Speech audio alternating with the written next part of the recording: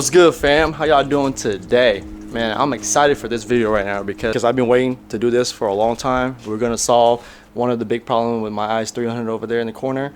And as you can see from the background, we have a lot of parts to talk about right now. Most of it will be for this video, some of it will be for another video. So let's get to it because it's gonna be long and let's not waste any more time. So if you haven't checked out my other video, please go check it out. Link right here down below. I explain kind of what is some of the main issues with my IS300, and this is where we get at right now with all these parts that we're gonna fix. And one of the big problem is the suspension.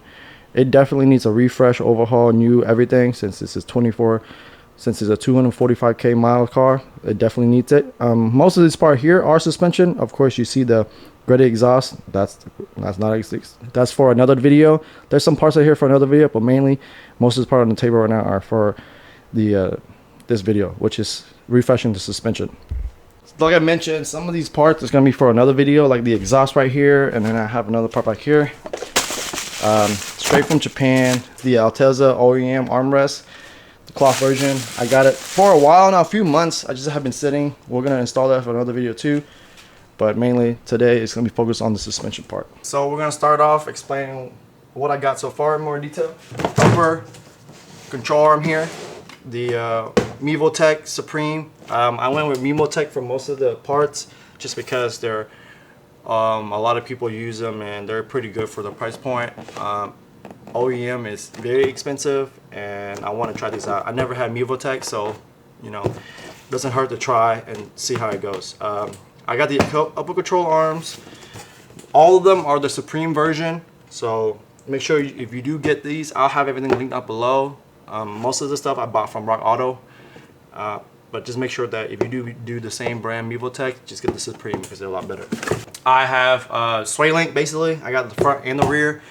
Out there looking through, when I put it up on the jack stand, I saw they were pretty crusty and they're really easy and cheap to replace, so I end up getting them anyway since I'm taking the parts that I'm about to take off will require me to take this off anyway. So that's where I'm at. Again, Mevotech Supreme front and rear. Tie rod ends, the outer tie rod ends. There was no need for me to do the inner tie rod since I'm about to show you guys the part that comes with it anyway. So I ended up just buying new tie rods, outer tie rod ends anyway. Same thing, Mevotech Supreme. First, one of the most important part is the ball joint. A lot of people recommended OEM, of course, or the I guess I pronounced it right, Zenki 555 ball joint. A lot of people say this is pretty close to OEM quality. OEM around my area is very expensive. It's like $150 or something like that, or even on the website they're pretty expensive. So I decided to take a chance on this just to try it out. You know, worst case, it's a learning lesson. If it doesn't work out, cool. And now I know. I got these both shipped for about basically $100. Some poly bushing from SuperPros.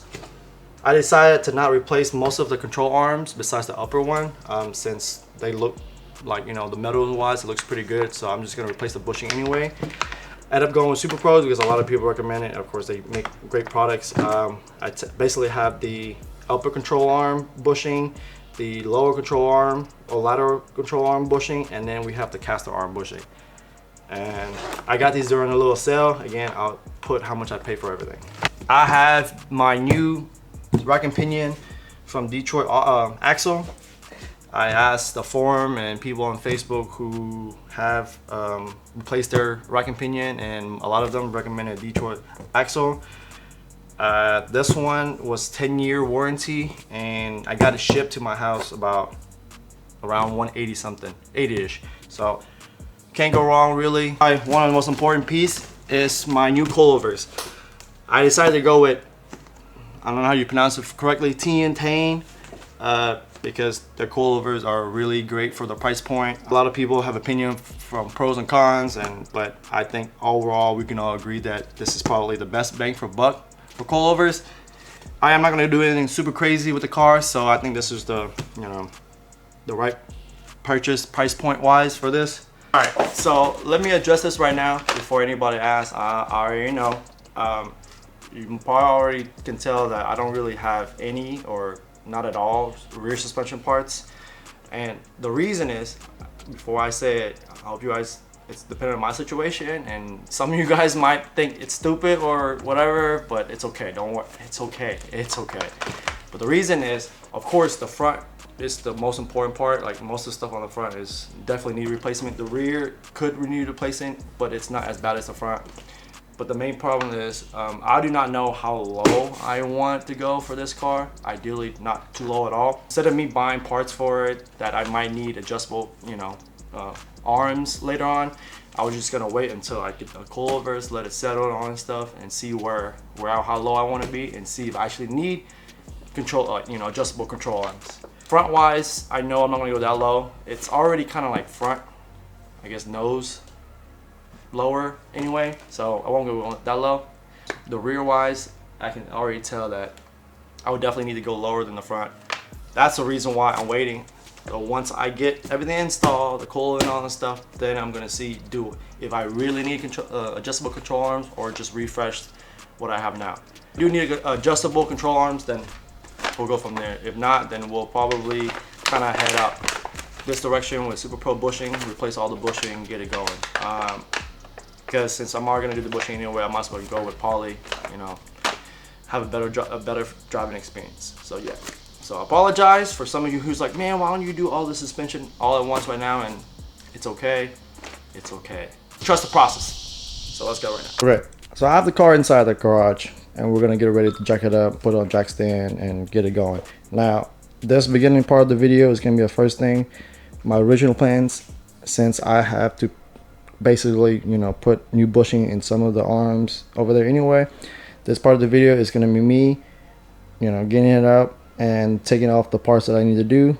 So because I need to take it to my friend's shop to get it pressed anyway, and then we'll, you know, so it's gonna be, if you see me wearing two different clothing and stuff like that, it's different days because, you know.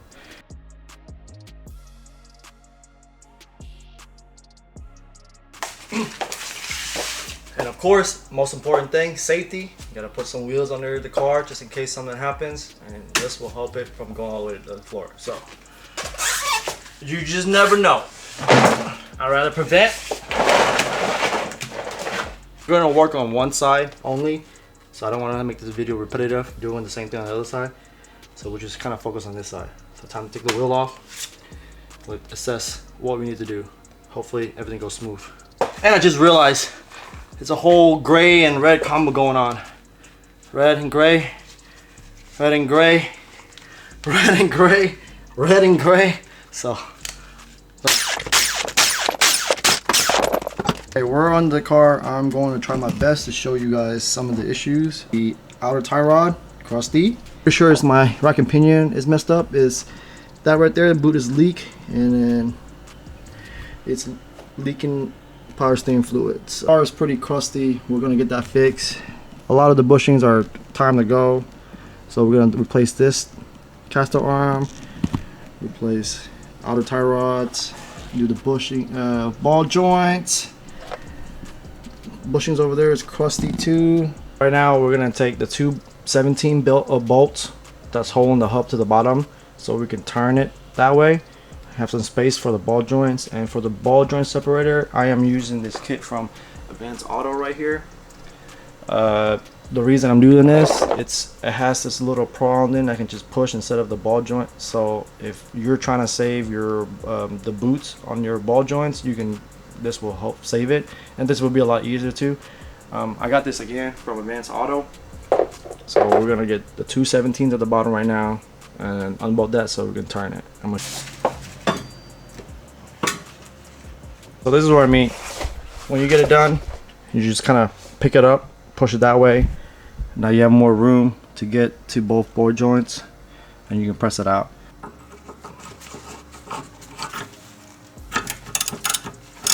And it should just pop out.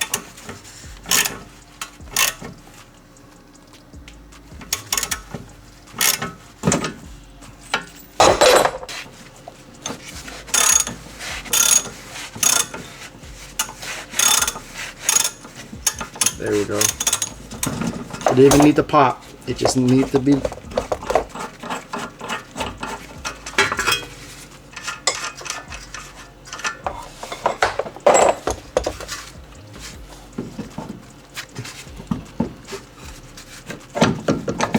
Now we have ball joint.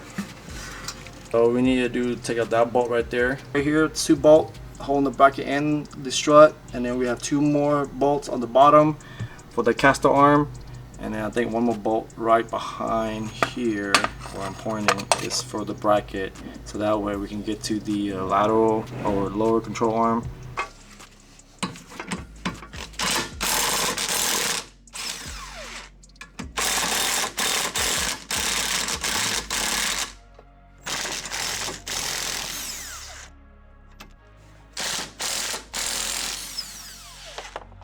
Exactly what we needed. We got the caster arm and the lower control arm or the lateral control arm. It took a bit to kind of just finesse it out, but overall it's straightforward. Now this is not like a how-to, so if you want to know how to do like a full in-depth how to do this and take it apart, there's a bunch of videos out there, great videos, other people. This is just me working on my suspension, but the main part is we got that out. We need to replace those 2 bushings right there. I'm gonna clean that up before I go get it pressed in, so then when I come back I can just, you know, put it in. Now the only other issue I have is my end link. This basically bolt and nut here was broken, so it was just kind of like free spinning, so it took a bit. I just gotta like basically mess it up some more and grab onto this little part right here and then kind of just, you know, yeah, other than that everything is good. We got one side, I'm gonna do the other side, and then we'll get to the part where I kind of clean it up and wash it and prep it. Let's do it. It's crazy how long it takes while you're trying to do install or something while recording, and then vice versa with just doing it. That side was the left side right here. Of course I was trying to record and do it, and it took me basically a long time. That right there is basically the passenger side. I did that in 30 minutes. All the bolt-on stuff. I mean, of course, since I made sure that I did everything right on one side and I did it so I know what to do, but still 30 minutes, just a long time. 30 minutes, a long time. So now I'm gonna get both of these. I'm gonna clean it up, wash it.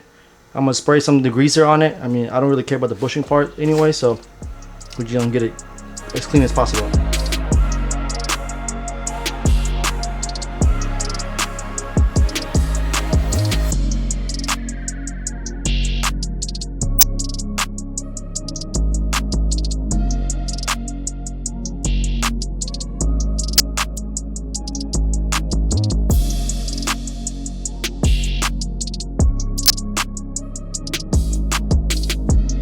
Okay, to continue on the suspension work for this car, we are going to replace my rack pinion. I got this brand new from Detroit Axle.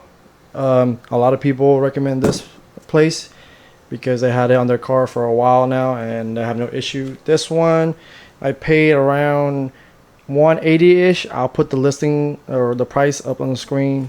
I paid $180-ish shipped, brand new, and it has a 10-year warranty.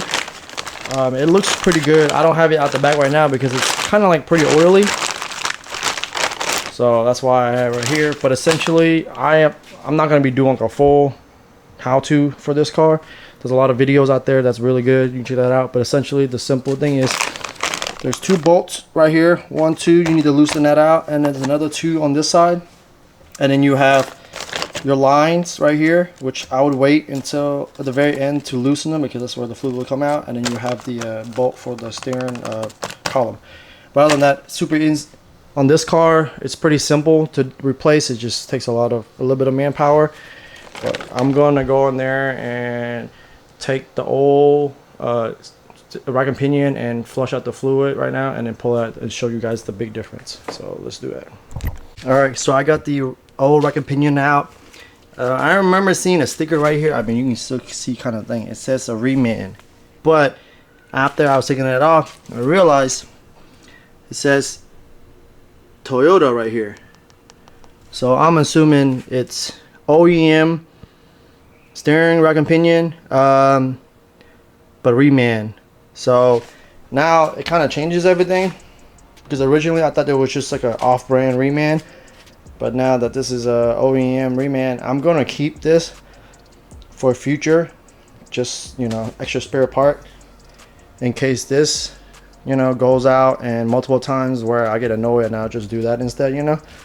but I'm still gonna use this since it's brand new, everything like that already, and I'm pretty sure it would be fine. Now I just gotta put everything back together again. In the order I did it to make it easy was I loosened the support on both sides,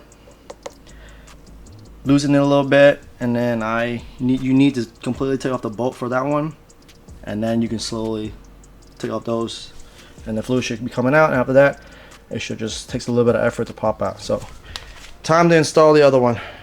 Okay, reinstall the steering rack. This is the old one. Look how flimsy it is. I mean, no effort, like really, just on both sides too. So let me show you guys the new one in there. Now it could be because I don't have any fluids or I haven't bleed the line yet, but look how stiff it is. It's a lot stiffer. And I also tightened all the bolts already, and I'll put a little chart in the screen somewhere, shows you guys the spec for torquing down the bolts. But yeah, I mean, I gotta put a bit of effort to turn this up and down. So there we go. Now we're gonna move on to the next part of the video. Okay, so since I got them clean, they're dry now, I really can't do much else. So what I'm gonna do is we're gonna install the coilovers. Since I have the car already jacked up and everything like that, it's gonna be pretty easy. The front already took most of the bolts out, so it's just 3 top hats, and then the rear same thing, 3 top hats, and then I think there's like 2 bolts or 1 bolt holding the strut. So we're gonna get to this right now because this is gonna be a multi-day. So we're just gonna install and get this over with, so it'll be super easy. I haven't seen this, just opened it recently, so but they look pretty good. I got the Flex Z version, of course, for Altelza, IS300, IS200. Let's go. Should be a simple, easy install. I'm not gonna adjust the height yet. I'm probably just gonna leave it how it is. I'm pretty sure the OEM, or I'm pretty sure the factory comes in pretty good staying high already, and then I'll adjust to whenever I feel like I want to go lower. So the rear is super easy. I mean, technically it's just this bolt right here, and then this bolt, and then a bolt for the in link, and then you can just pop this down. Now since I'm gonna take this off anyway, we're gonna take this off and then put it back on, and then we have the 3 top hats up top. Super easy, super quick.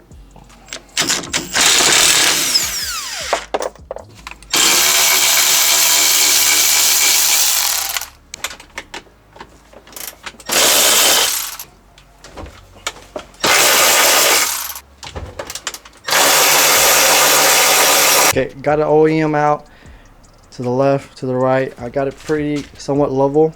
You can see it's already maybe 1.5 inches, 2 inch drop already. So I would say like maybe 1.5 inches.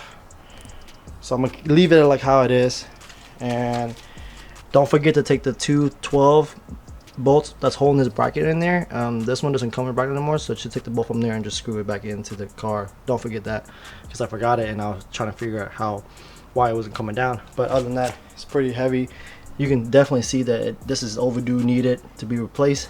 It's leaking all over, it's crusty. So yeah, let's install the rear back in and put all the bolts back together. So I got it partially installed. Some of the bolts are already in. While I'm already in there, I'm going to replace my end link.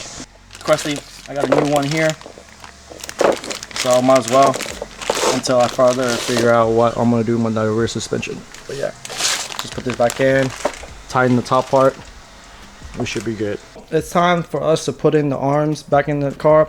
I decided not to put new bushing in my new control arms. I have them right here, just because it was a lot of effort, and then I'm just gonna rock these and these would be just fine. I did put new bushing in the caster and the lateral arm. Quick tip for everyone: if you have OEM arms, you have no issue. I only had one issue with this arm right here, so I found out, I thought that I had OEM's arm on all of them. I think my lower or lateral arm is OEM because it has a little L thing right here. That's it. But this one looks like it's confirmed aftermarket. And the reason I'm saying is the bore here, it could be off. I'll insert a video in this part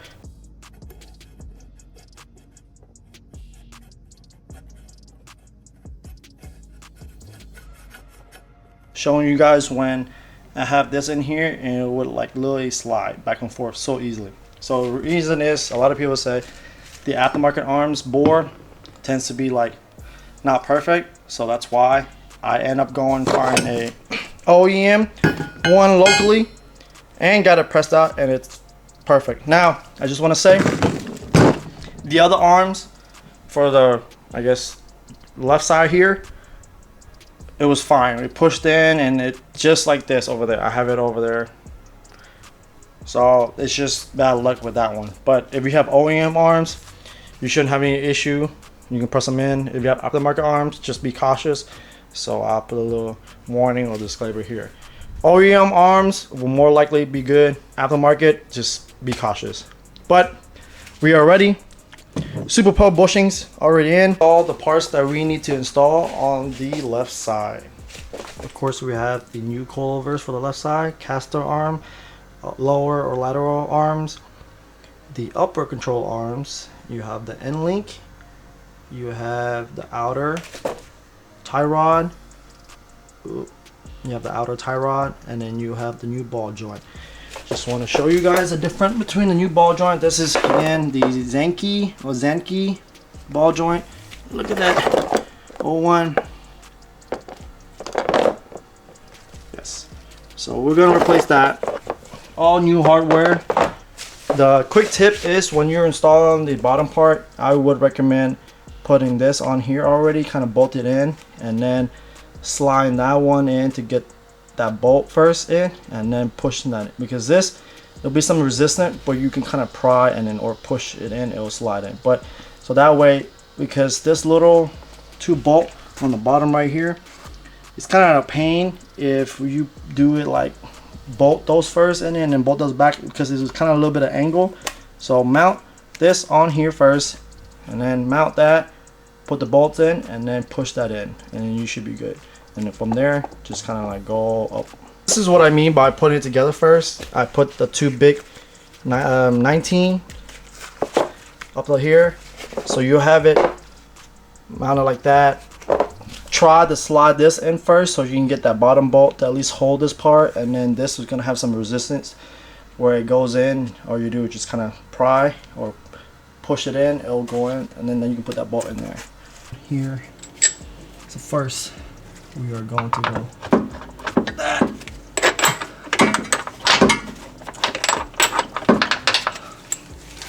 Trying to, the part is a little heavy. Trying my best. Got it here. Got this. Really, just keep.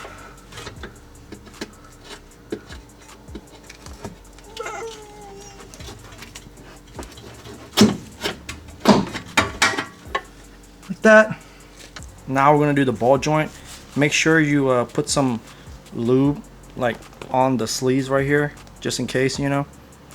But we're gonna bolt it up. We're using the two, I think they're 17s. Put some lube right here so when it does move up and down, it doesn't want to rip the boot. And then so that way we can mount the actual hub on the new control arms. Put some lube. And we're ready to bolt using the 17 to the 217.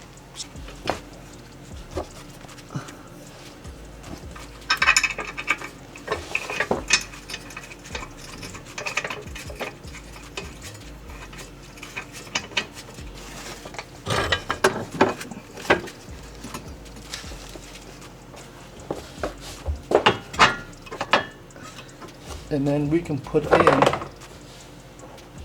the new nut right here. Come on. Now you can do it however which way in order you want. I just did the ball joint first, since I can have that mounted to the lower control arm and it can have something to like kind of hold on to. Because right after this, I am going to take the strut out and then do the upper control arm.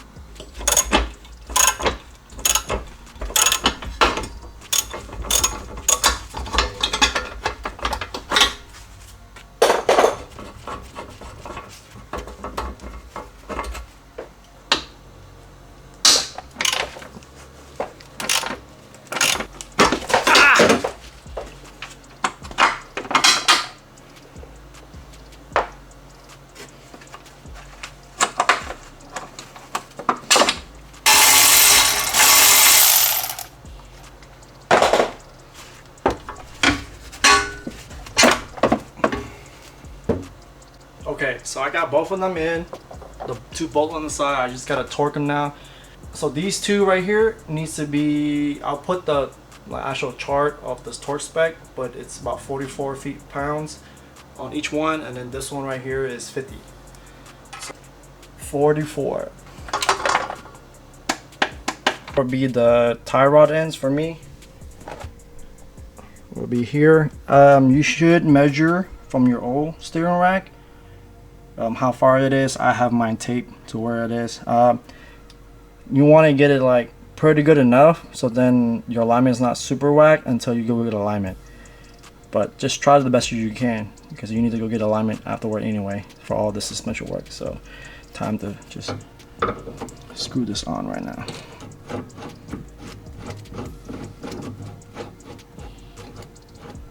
Disclaimer, this is future me. Please take off the nut on the tie rod end. Don't be like me and forget about it. I'll put this in when I do the install, but the little nut on the steering rack, please don't forget that. Got the car already bolted on, torque to spec, everything. We're ready to put on the wheels. I just bleed the power steering pump. Now a quick little instruction is you want to ideally jack up the front, not the rear. If you can do both, it's okay, but mainly leave the rear back and then jack up the front so you have all the air bubble going up. You pour in the power steering and you keep turning the steering wheel from full lock left to right, a few seconds stopping here and there. Keep doing it until you don't have any more bubbles in here. Then you should, all the air should be bleed out. But just keep doing that over and over until you're there's no more bubble in there, and then check your levels. But now this is what it's looking like. Everything's bolted down. I'm leaving the suspension to where when it came. I'm not gonna adjust anything until I drive for a bit and see how it goes. And normally I'm gonna be driving with this wheel anyway, so whatever this is, yeah. Yeah, so now time to put on the wheel and we can go for a little drive and test out, make sure everything's okay, and then we'll try to get the alignment. So this is what it's currently sitting on now. Everything's on the floor. I didn't adjust the height on this one, and I think I'm gonna leave it how it is. I think it's about 2 finger gap or 1.5. Yeah, 2 finger gap. I'm happy with that right now because the exhaust is pretty low in the rear. I'll show you guys. Like, it's already pretty low, like that one right there. So I'm gonna leave it how it is. And then the front wise, it's a bit too low for my liking. I would say like it's a little bit about a 1 finger gap. So what I'm gonna do is, and also my toe is pretty out. I mean, it's kind of bad. This side's not too bad. So what I'm gonna do is I'm going to raise up the car and I'm going to lower the struts. I mean, or raise the strut a little bit, maybe about 1/2 inch, max 1 inch. Because as cool I want to drive low, I want it, you know, I want it to look good. Like, that's fine with me. And that's about 2 finger gap. So I would probably try to match this one with 2 finger gap too. I know people are gonna be like, oh, that's too hot. It's okay. This car, I want it to be able to drive with no worries at all. So let me do that right now. I have a little issue. Basically, I forgot to put in the bolt for the tie rod end. right here. So, and this mess right here, it was so seized I couldn't get it off, but I finally got it off. And I had to take part of the suspension off again just to put this nut in, because I found out when I was trying to adjust the toe I didn't have this. So don't be like me.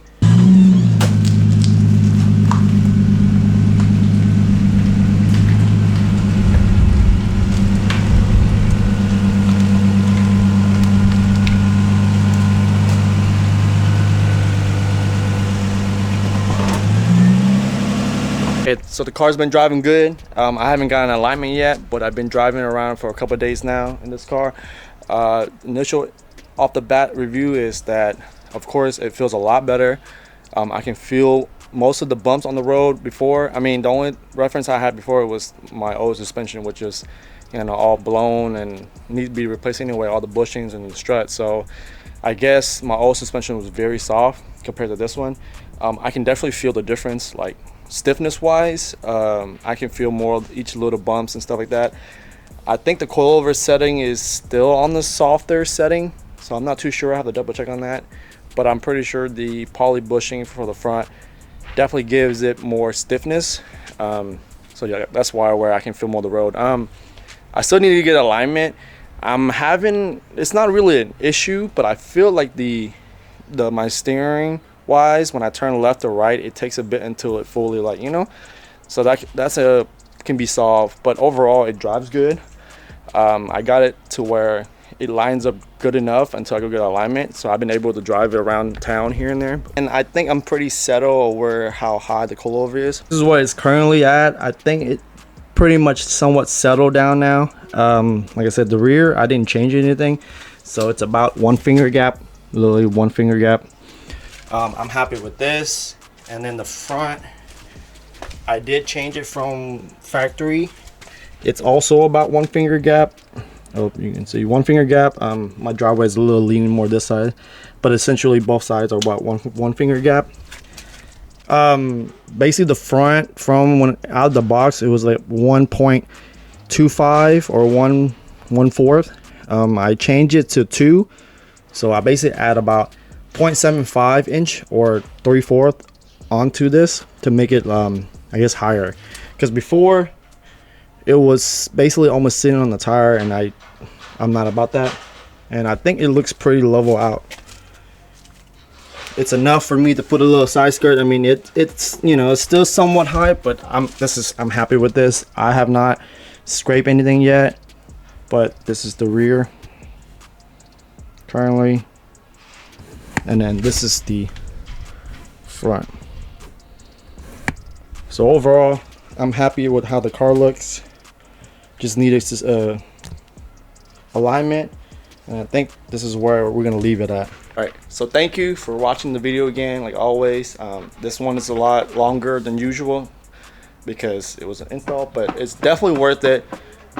This is, I would say, somewhat more on the budget route.